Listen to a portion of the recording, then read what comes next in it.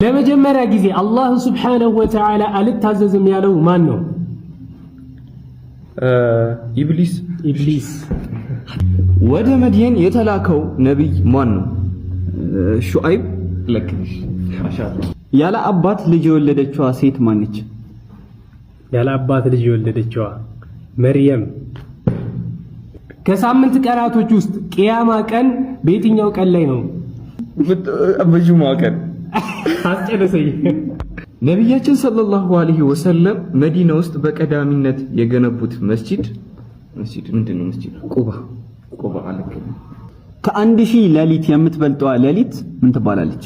ለይለቱል ቀድር። አንዴ የተላከለትን የነብዩላህን ሰለላሁ ዐለይሂ ወሰለም መልእክት የቀደደው ንጉስ ማን ነው?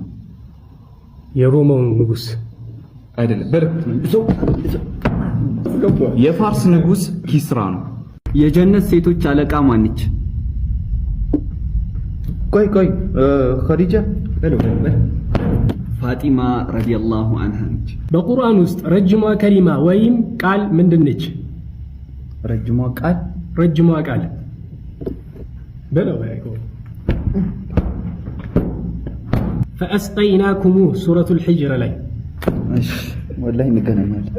በቁርአን ውስጥ ብቸኛ ስሙ የተጠራው ሰሃባ ማን ነው?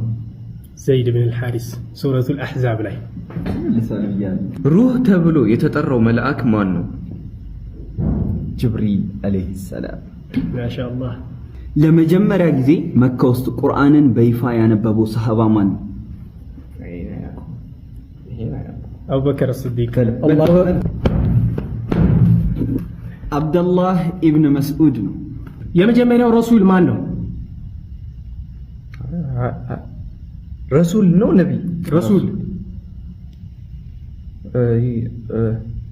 ነብያችን መሐመድ። የመጀመሪያው አደም። የመጀመሪያው ረሱል ኑህ አለይሂ ሰላም ሲሆን የመጀመሪያው ነብይ ደግሞ አደም አለይሂ ሰላም ነው።